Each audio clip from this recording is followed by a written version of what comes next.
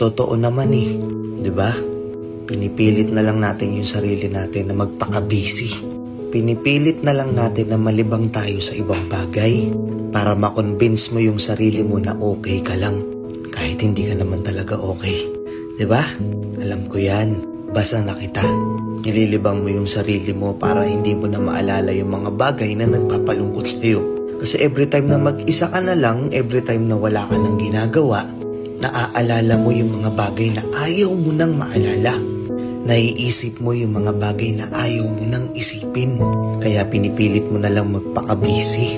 Huwag na tayong maglokohan dito. Alam ko hindi ka okay ngayon.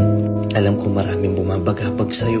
Pero kahit anong mangyari, naniniwala ako na kung ano man yung bigat na dinadala mo, malalampasan mo yan. Parte lang yan ang buhay. Kung wala mang nagsabi sa'yo nito, kung lahat man ng tao sa paligid mo wala nang pakialam sa'yo, gusto ko lang malaman mo na oo ako, naniniwala ako na magiging okay din ang lahat.